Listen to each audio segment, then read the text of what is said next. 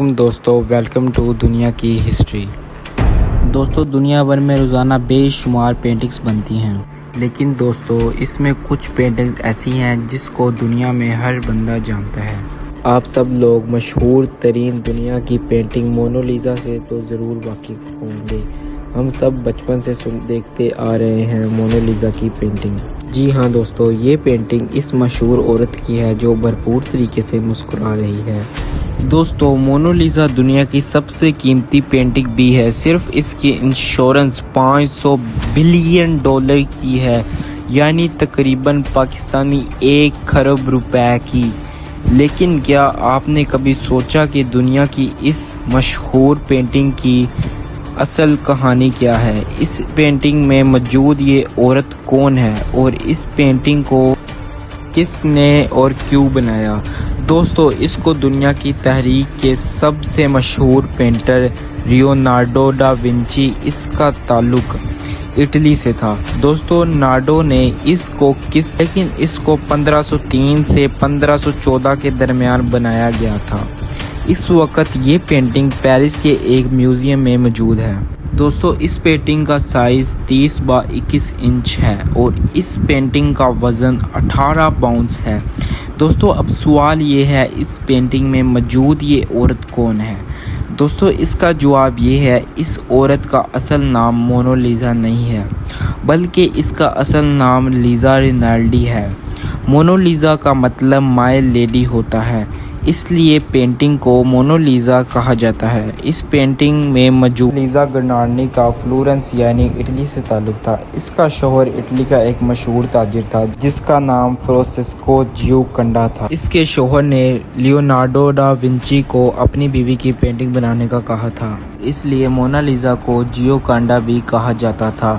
دوستو لیونارڈو دا ونچی اپنے وقت کا مشہور ترین پینٹر تھا۔ اس کا تعلق اٹلی سے تھا، یہ فلورنس میں رہ رہا تھا۔ فلورنس آج کے دور کا اٹلی ہے۔ جس بلڈنگ میں رکا ہوا تھا، کہا جاتا ہے کہ وہ بلڈنگ مونا لیزا کے شوہر فرانسیسکو جیوکنڈا کی تھی اور مونا لیزا کے شوہر نے لیونارڈو دا ونچی کو اپنی بیوی کی پینٹنگ بنانے کا کہا تھا۔ دوستو جب مونا لیزا کی شادی ہوئی تب مونا لیزا کی عمر 15 سال تھی۔ اس کی شادی اس شخص سے کرا دی گئی۔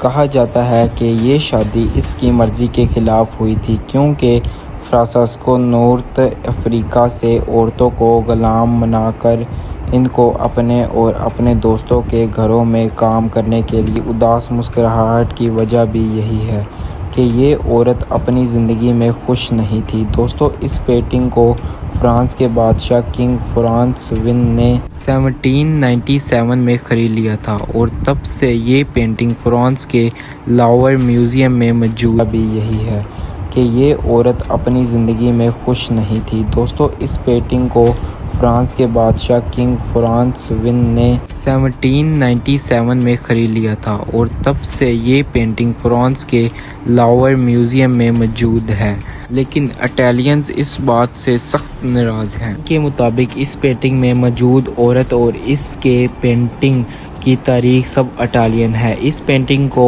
اٹلی میں ہی بنایا گیا تھا، یہاں تک کہ پینٹنگ بنانے والا مشہور پینٹر لیونارڈو دا ونچی بھی اٹالین ہے۔ یہی وجہ ہے کہ اس پینٹنگ کو فرانس سے اٹلی لانے کی بے شمار کوشش کی گئی، یہاں تک کہ ایک بار اس پینٹنگ کو ایک اٹالین آدمی نے چرانے کی کوشش بھی کی۔ آدمی کا نام ونسینزو تھا۔ یہ فرانس کے میوزیم کا ملازم تھا جہاں مونا لیزا کی پینٹنگ رکھی ہوئی ہے۔ 21 اگست 1911 یعنی 21 اگست 1911 کو یہ آدمی میوزیم میں کام کر رہا تھا، لیکن یہ واپس گھر نہیں گیا بلکہ یہ میوزیم کی ایک اسٹور روم میں رات کو چھپ گیا۔ اگلی صبح یہ مونا لیزا کی پینٹنگ کو اپنے کوٹ کے اندر چھپا کر میوزیم سے نکل گیا۔ اس شخص نے اس پینٹنگ کو اپنے بیڈ کے نیچے ایک سوٹ کیس میں چھپا دیا اور تقریباً 2.5 سال تک نے پینٹنگ کو وہیں چھپائے رکھا۔ 2.5 سال تک مونا لیزا کی پینٹنگ کا کچھ پتہ نہیں چل سکا۔ دنیا کی سب سے مہنگی ترین پینٹنگ کہا گئی تھی، کسی کو کچھ نہیں پتا۔ تقریباً 2.5 سال بعد 1913 میں یہ شخص اس پینٹنگ کو اٹلی واپس لے گیا۔ اس نے اٹلی میں اس پینٹنگ کو بیچنے کا فیصلہ کر لیا اور ایک اینٹیک ڈیلر سے رابطہ بھی کیا، لیکن اس ڈیلر نے، جس کو پتہ تھا کہ مونالیزا کی پینٹنگ چوری ہو چکی ہے، پولیس کو اطلاع کر دی۔ اس شخص کو 7 مہینے قید کی سزا ہوئی اور پھر اس کا ذہنی توازن خراب قرار دے کر اس کو چھوڑ دیا گیا۔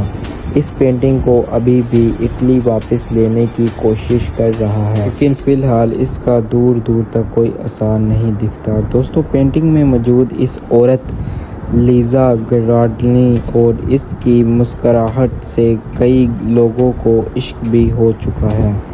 ہمارے لیے تو یہ شاید ایک عام سی پینٹنگ ہو، لیکن کئی لوگ اس کے عشق میں مبتلا ہو چکے ہیں، یہاں تک کہ نیپولین کو بھی اس پینٹنگ میں موجود عورت سے عشق ہو گیا تھا۔